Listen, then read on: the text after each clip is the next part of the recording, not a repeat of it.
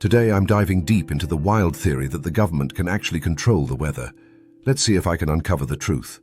Manipulating the weather has long been a topic of fascination and fear.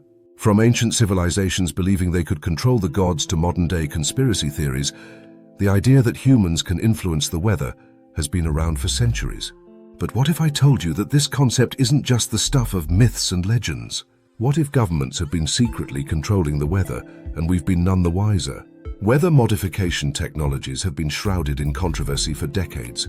On one hand, scientists claim that these technologies could help mitigate the effects of natural disasters, provide drought relief, and even combat climate change.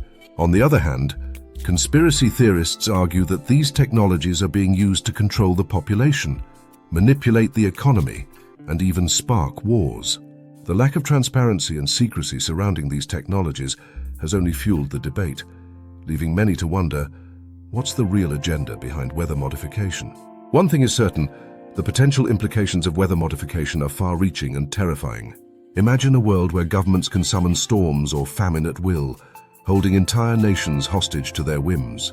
It's a scenario straight out of a dystopian novel, yet some claim it's already happening.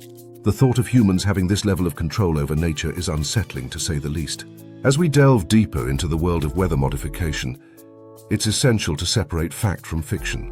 While some claim that these technologies are still in their infancy, others argue that they're already being used on a massive scale.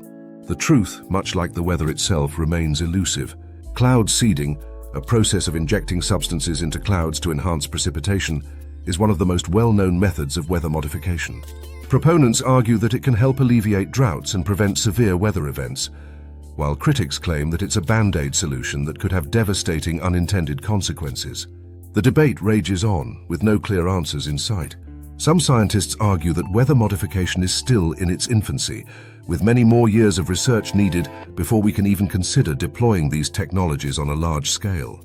Others claim that governments have already been using these technologies in secret, citing alleged examples of weather control in times of war or economic crisis. Theorists point to events like Hurricane Katrina, claiming that the government deliberately manipulated the storm's trajectory to devastate New Orleans.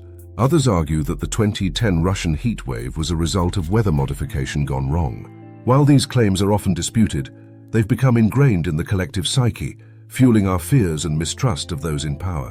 One event that still sends shivers down the spines of many is the 1997 US Senate hearings on weather modification.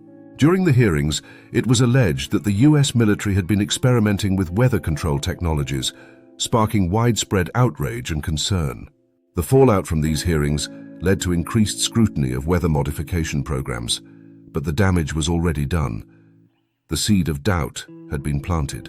In summary, the concept of governments controlling the weather is a complex, multifaceted issue that raises more questions than answers.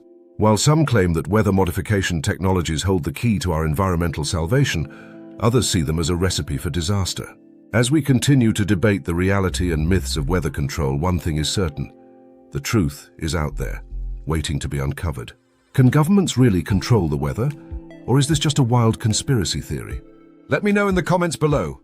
And if you have any other topics related to weather and climate that you'd like to see explored in future videos, be sure to share those as well.